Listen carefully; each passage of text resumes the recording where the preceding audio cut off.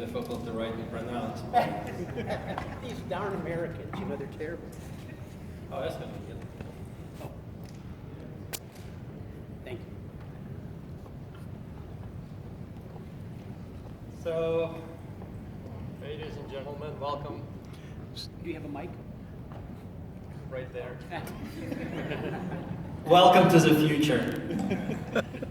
We are now in an exciting world of cryptocurrencies where the old world and the old rules of economics and finance no longer apply. In our world, business is completely different and anyone can create any amount of wealth at the push of a button. Ladies and gentlemen, this time it will be different, right? These are the exact same beliefs that everybody had back in the crash of .com bubble in 2000. Everybody thought that things would be completely different, this whole new technology would change everything. But the thing is, economics and business, they're not driven by technology, they're not numbers, they're not code, they're not text, they're us. They're how we make decisions, they're what we like, what we pursue, they're our goals. So those things don't really change, they haven't changed for thousands of years. Some people have thought that they could try to change them, some people even try to change them by force.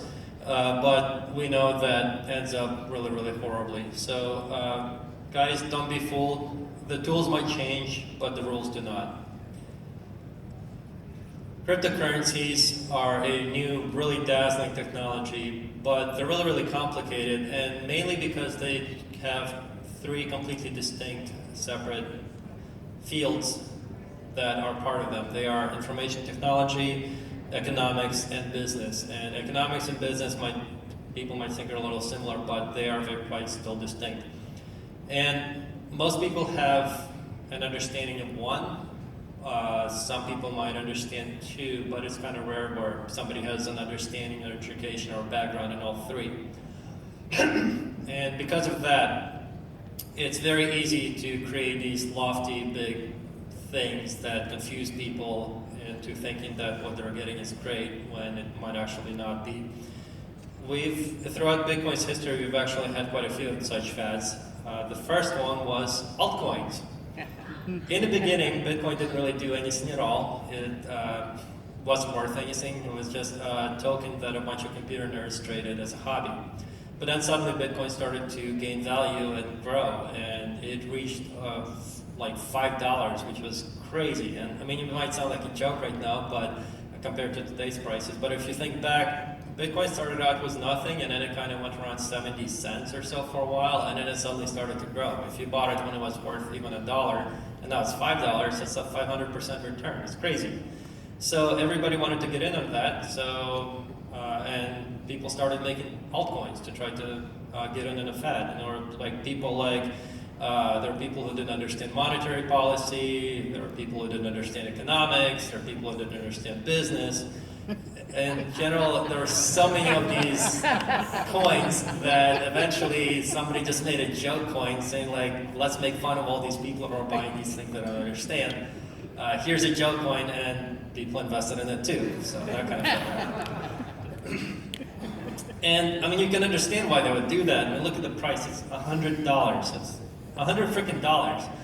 People believe that Bitcoin is way too expensive. At $100, yeah, it's you missed your chance. There's no way it's going to grow that much again. So the only option you have is create a new coin that'll start from scratch, and then if you invest in that coin, then obviously it'll go up in value just like every other coin did, because that's what coins do apparently for some reason. Fear of missing out. That's what was really driving all of this, is that people believe that they missed a chance on Bitcoin, it's never going to grow again, so if they go into a different coin, then it'll obviously grow and they'll make their money that way. But the thing is, coins are not really different from any other kind of investment or any kind of market, and you really should be evaluating them in the same way. Most important one is USP, unique selling proposition. If you're looking at a coin that somebody's trying to pitch you because everybody wants your money and wants to take your money, first you have to ask, can this USB be copied and emulated? For example, some coins might advertise that they have anonymity. Ask, can other coins implement this later in down the line, or can this be emulated pretty close? Even if it does have a USB that cannot be copied, ask is there an actual market for it? For example, some coins, they claim that they're exactly like Bitcoin, but they have settlement times that are 4 times faster than Bitcoin. But does anybody really care? And the last one is it sufficiently good enough of a difference? Like, for example, a lot of coins, they promote that they can be much faster for merchants, much more convenient, because the settlement times take only minutes or seconds. But do we really care with that small increment versus most people just being okay with having to wait a day until they get their money? The other thing you got to ask is, does the coin have economic sense? Are there actual adoptions, economic adoptions, to not only start using it, but to hold it? For example, a lot of coins have the idea that we need inflation still for whatever reason. And you've got to ask, would people want to hold a coin that's losing them value versus hold a coin that actually continues to gain them value? Or is there central planning involved? And this could be like there's a pre-mine where people hold a lot of coins that they spend later on something else, or some coins actually have like a tax built in, kind of part of inflation, part of the mining, excuse me, where the money ends up going to a team that's supposed to either promote it or develop it. And the problem with these centralized teams is bureaucracies don't really work too well.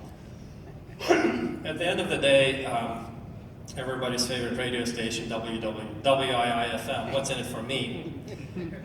There might be a coin that's pushing lofty ideals. It might even be a donation to charities or changing the world. But even though you might care about this, you really have to ask, well, everybody else?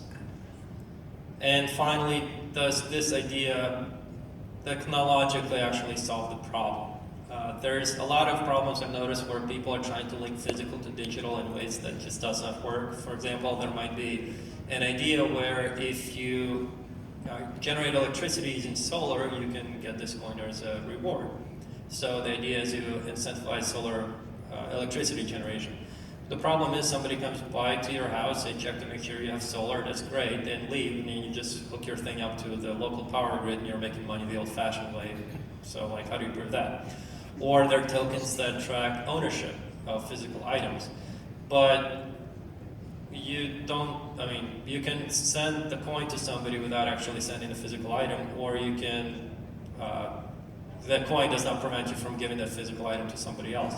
Actually, recently somebody posted on the blockchain, just it was like a couple of days ago, that there was a permanent public recordation of art, and they recorded themselves as being the artist for the Mona Lisa, which is like, so that failed. And then finally, is what they're trying to solve actually a problem to begin with? There's a lot of coins that are trying to push, for example, the proof of stake ones. They're pushing the idea that mining is wasteful, energy wasteful, so they're trying to solve a problem this way. But you got to ask if mining and burning electricity the way it does is an actual problem, and from an economics point, it's actually not. If we look at Bitcoin as the first example and evaluate it, its USP is legislative arbitrage. That means that if there's legislation, it doesn't care. It's apolitical, it doesn't care about your country, it doesn't care about what political party is involved. It's borderless, just like the internet, and it gives you control of your own money, which until then, nothing else had that altogether. It's also deflationary, meaning that its value grows as more people adopt it. So it has a built-in incentive where if you have it, you have an incentive to go tell other people to use it, because the more people use it, the more value you have. So it kind of propagates itself on its own. And finally, it's decentralized.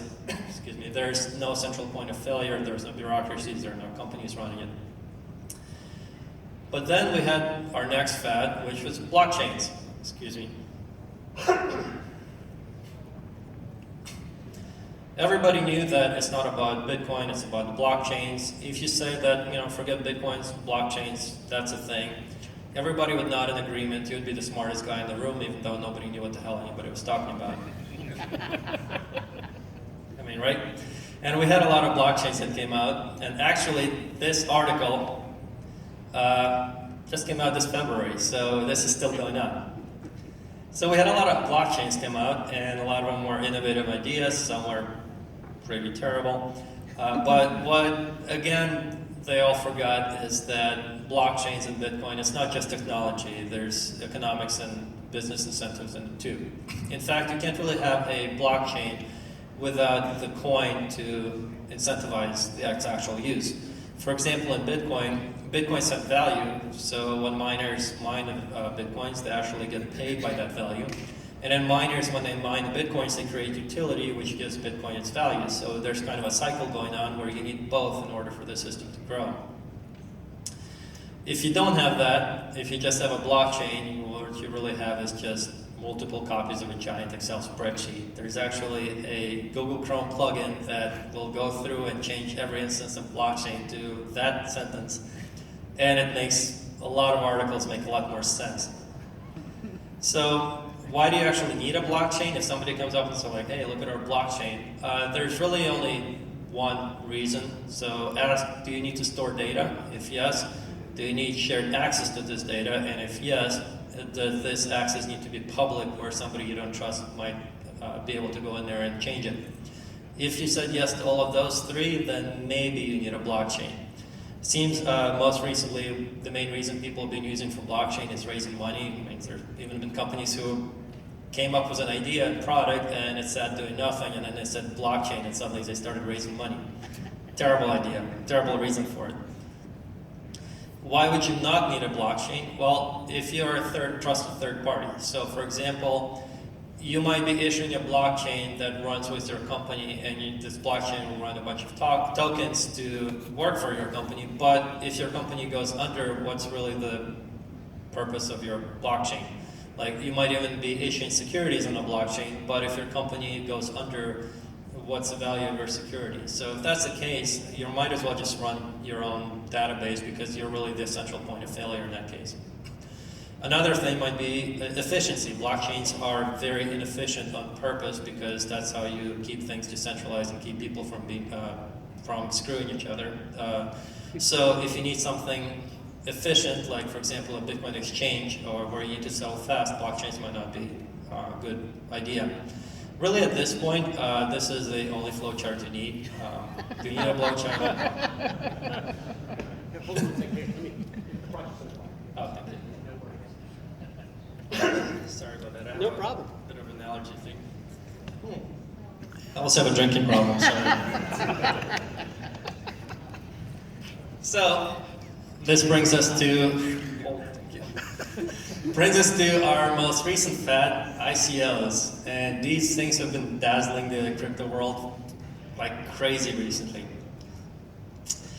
Unfortunately, the ICOs have to deal with all the problems of the above. So you have to evaluate them in the same way that you evaluate tokens, and you have to evaluate them in the same way you evaluate blockchains. So all the problems and all the issues I mentioned, they are involved in ICOs. But on top of that, you also have to ask, are they utility tokens or securities? But really, at the end, all these fancy dazzling ICOs, they're just still the same old boring business. And like any business, it only has one function. It has to take your money, has to use it to create a product, has to sell the product to the market, make a profit, and give you your money back. The last one's really important, by the way. So if somebody's pitching an ICO, really ask, like, how are they going to make money? And are you actually going to get any money back? Do they have a product? Or, well, if your hope is that you're going to buy this token that they sell and then magically it's going to go up in value for whatever reason, you might as well just buy altcoins. There's no really difference between the two.